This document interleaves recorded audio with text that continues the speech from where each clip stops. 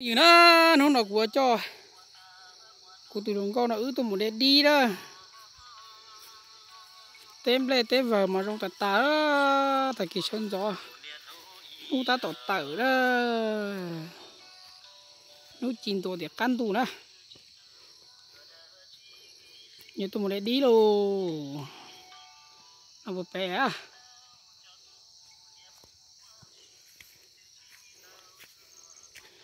thế tao trong hộp bé mà trong thiệt tiền đó gì chọn tôi bé té của mà đi à thế đi trong coi chả này sai nè tôi chọn té đó khi mà cái đường vào mà không ạ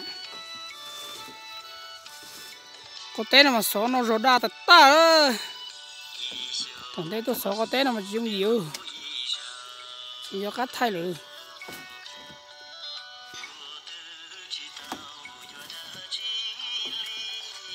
nó tụ vàng thế này khi mà té mà đi nó làm đây đồng tiền ôm lên chơi tiền đi ô lá rồi giấy lá đồng đu ơi em lên nào ó lì chó tao mắm lên nó luôn em không nhiều mắm lên nó chỉ tả mắm lên chết rồi này cái tụi nó cũng nói cái lô té nó chỉ mua đi đi cái chúng tôi há mà không có thì tiêu ô té rồi rồi giờ mong tao xia tem lê rồi trong này nó tiêu đây trong tạt đó đây cháo gì đó cháo kia món chữ hà ơ đây chữ hà gì ơ giờ tao mong nó gì ơ nó chữ hàn tiền này cả tuổi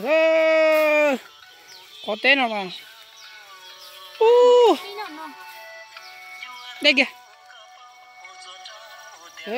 đi đường cổ chợ nước chè màu ra chè màu có là đây màu đâu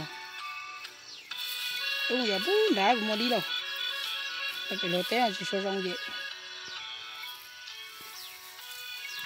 lên mà chỉ hạt cha con nó lên là bụi thổ ấy tôi chờ cái tàn thôi tôi xóa lúa vào rồi tôi xóa trừ xóa lúa vào là không phải bú thì cứ hai con mà tàn thôi mà chỉ một tá nó đi mà anh chỉ tôi xông lên thì em đây cho sợ nó tôi trồng lên em lên trong xét chắp rồi thì nó cú chó chỉ mong tôi xuống lên tôi xuống cú em lên trong xét chăm lên sợ đó tao mua bếp lâu lì là chỉ tôi xuống lên đi á lên mà trong cái té đi lì xuống nó thế em lên sợ chụp không dưa tao mắm lên nó thì tỉa đi đâu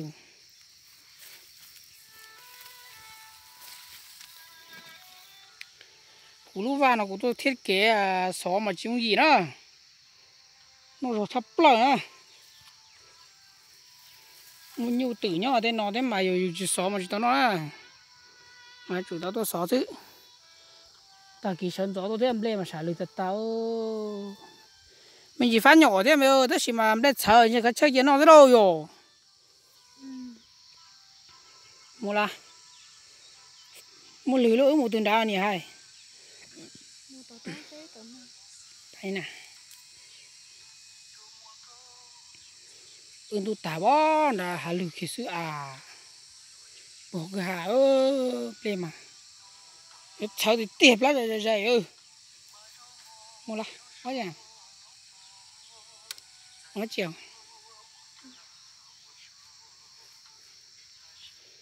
cháu tê tù đó đây mà đây món lẩu đau này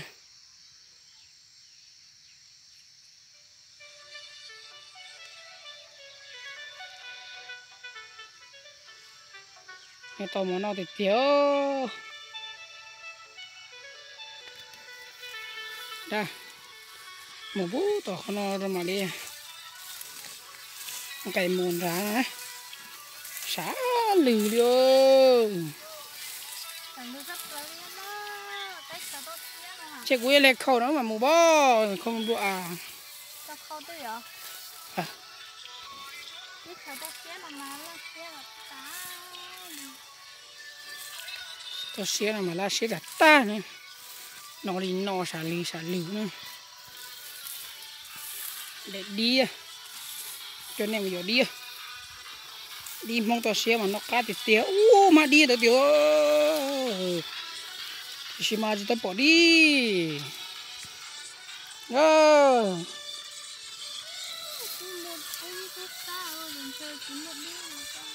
mà đi là tiêu chỉ mà chỉ bỏ đi rồi chỉ đi mẹ thứ mua tí nhiều đi cho tao đi nó thế này chẳng có gì đó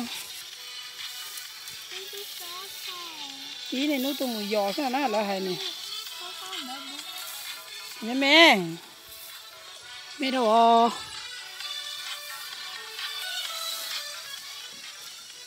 mong tao xía mà nó mà lúc mẹ trẻ còn lúc lo chéo nông xuống thế nào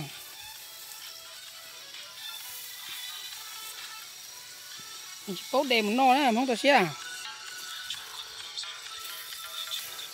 ôi ồ bộ thổ chém đây tao nói chuyện tôi sao kìa mong lên một đi cờ đây con tê rồng họ đi cũng đi rồng hết đấy chỉ mà mua bí nhỉ đi thôi bỏ đi ra là không dứa mà đi mà không được tạ mà nó để thế này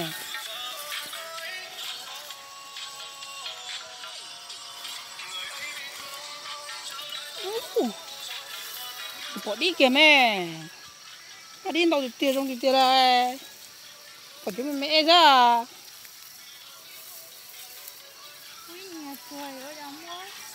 ôi giời thằng kỳ tới lúc đi ta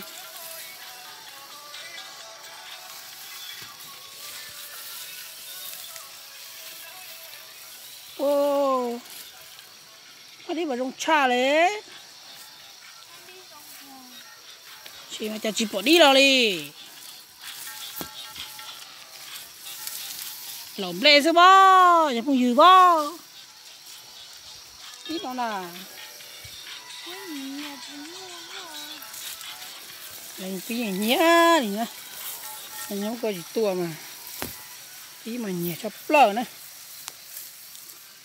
yo cái lù sao mà giờ chẳng muốn đi tàu nó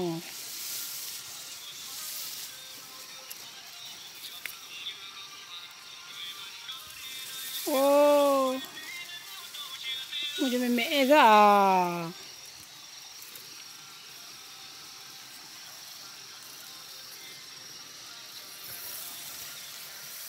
có đây một chủ kia cái lúc kia quay tới giờ tới lúc rồi à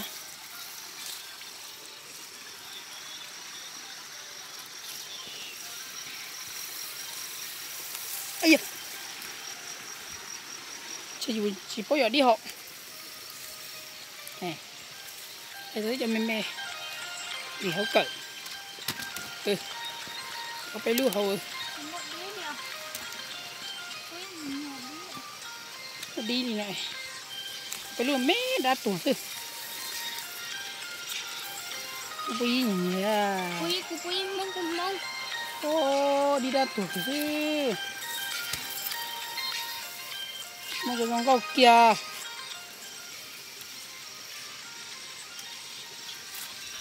ý của pin đèo mong đè này à chúng mua đi kìa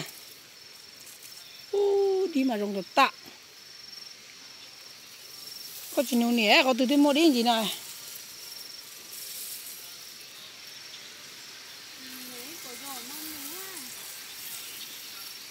đi mà rồng thì thiếu chứ mà cho cha này chi à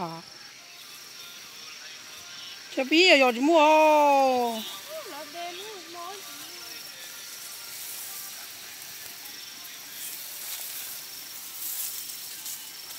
rồi chỉ tôi rõ người ta đi nào luôn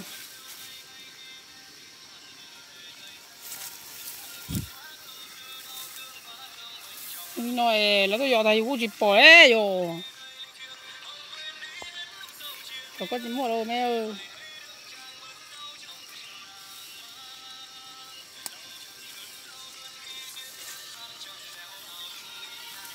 ui phải nó đi kìa,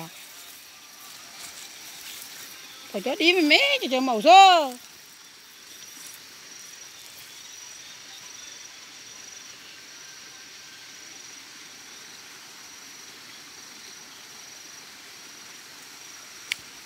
Bí đèn thì bo.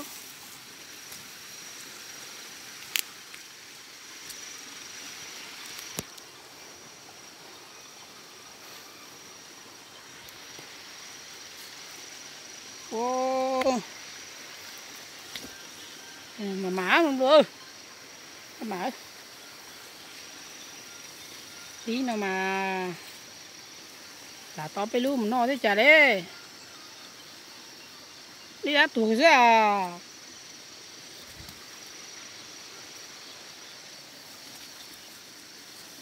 Phải đi đồng cô đi ơ, giờ không vừa.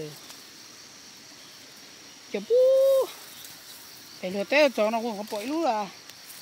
Cho màu ra. Ra. Nó thế à. Là đe rồi nó cá cơ. Cá nó. Đi. Cá cự. Đi nè. Đó. Kéo cờ đó cho rồi.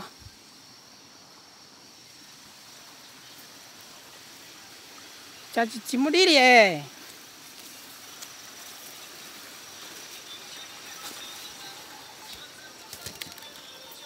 nếu có chị đen thì con vừa hỗ trợ tụt tiền mà. Ồ. Mẹ muốn mà bò mẹ nó không đi luôn đó. Chị bao. Kiểu như nó đó. Chị nó đi à hả? Ừ. Tối nay trong bò là bí bò đâu.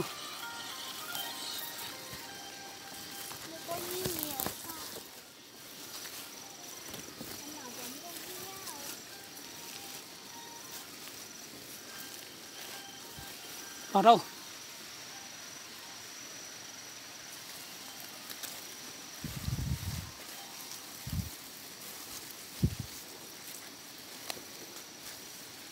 Bò nóng à.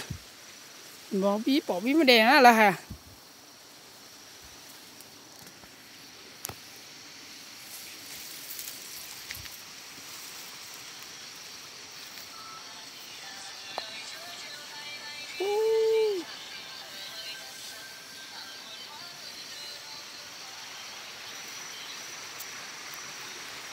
Cái gì mà coi như can tu rơ mà nhỉ à?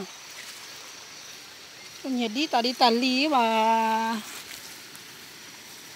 chỉ một đi nữa, chỉ một giờ nữa.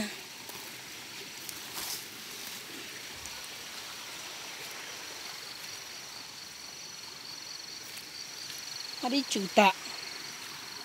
Mẹ.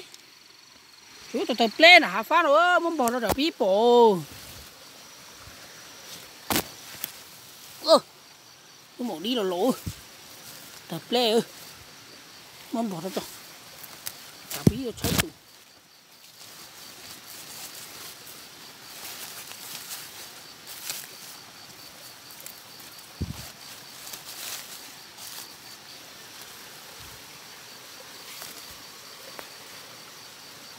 Đấy. Bỏ nó rồi à. Bỏ nó có bí nó bỏ đi à. Bí bỏ bí mình nhìn nó à. Tổng đông à. Để cái tao nó mà nó. Ừ. Hello. Hả chiều? Hả? Rồi hiên ngầm tỏ của ba.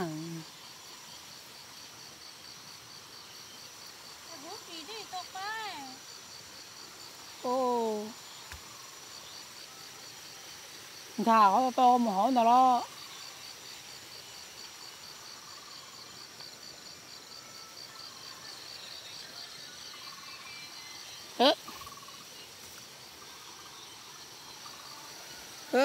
Cậu đi cá tía.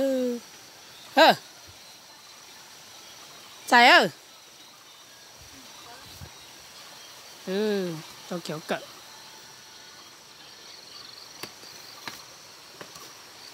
sai ở một hiếu anh nữa hay có đây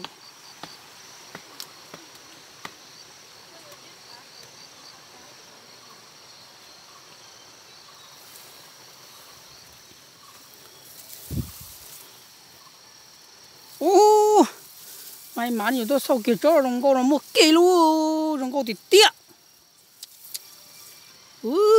rồng câu thì tiếc đi mà rồng câu đi làm thế đi thì tiếc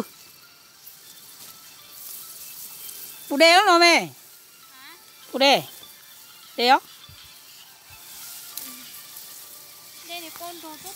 lai nhá lai mà lai tôi con rồi rồng câu chạ lai có chỉ lai là tu ấy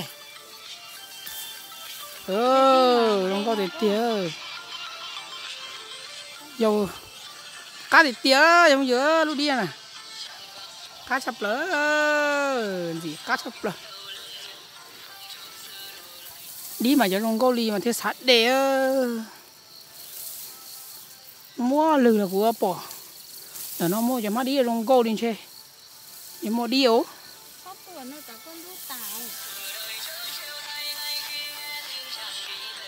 dưới lú tải ô tối lú ở đấy tối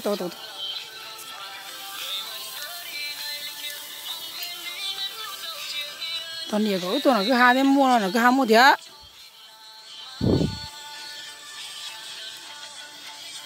phá rồi nhưng mà mua ô đi cắt cá rồi bây giờ này sản nó mà tôi phải cú đó lú có thế cô đẻ đúng không ok chế lô rồi đẻ lúc nào tiếc cá này ê nó cá cỡ cá đi cá ơi đây kìa đây kìa nhưng này có cá này có chế lâu mình cá đó cá thì tỉ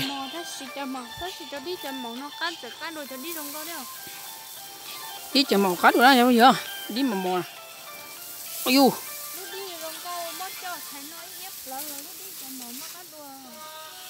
đi rồi có ép lại nè họ tụm không rồi có mà lúc lại khó hả mà nó cho đi chở màu mà lúc lại thì giống có đồng đầu nè đéo đấy mẹ đi không đại à ô tôi trò nó mới đi vậy à nói thôi để có mua à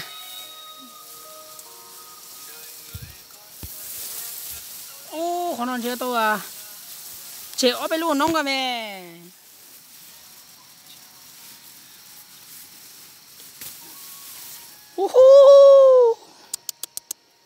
đi mà đông câu tiệt tiếu cho phong dừa cá tiệt tiệt nên sáng nó mà tôi xả cú na để bút đâu xí na ai da chỉ hai ly nữa đi tàu xe nè chạy cho đông câu luôn thì nó đi nè còn nhiều của tôi là cứ hai nó chỉ làm đây nó lo chỉ có đũa gì đừng đũa tao nhưng mà chỉ cỡ có luôn rồi chưa chả đi đâu mà chỉ cho đồng chén nóng mẹ ơi có luôn lo một đây à đi vào lúa hổ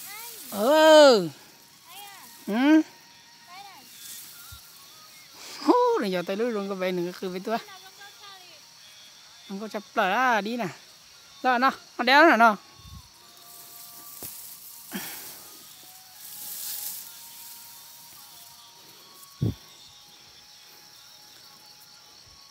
lo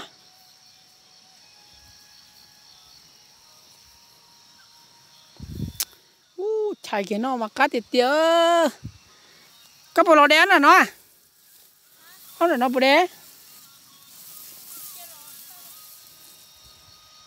lo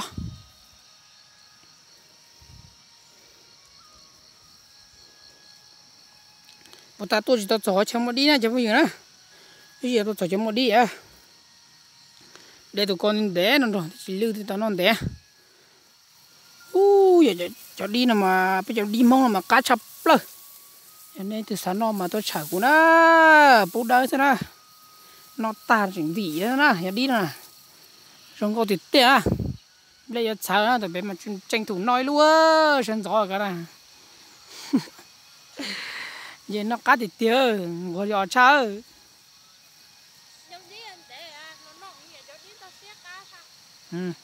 nhiều đi ăn tê nó ô dầm lên rồi giờ cá một cuốn lá sao mẹ bệnh cuốn lá ra tao vô chua chùa rồi đó nó có ta nó chỉ tua ta mới tao nó cá đầu ta cả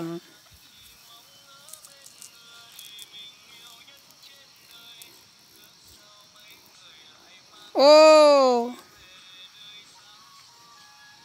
trên địa chính tranh thủ dưới có chua chùa cái han nó lên một sâu cuốn lá ra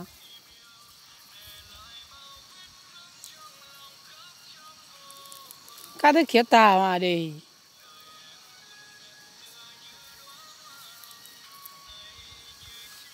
ô chém lên nào mấy giờ sau quấn lá thì tao nó đâu đây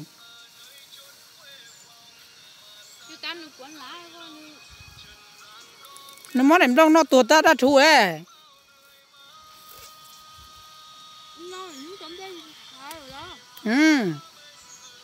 chạy trong cầu ấy nó đeo lúc nào rồi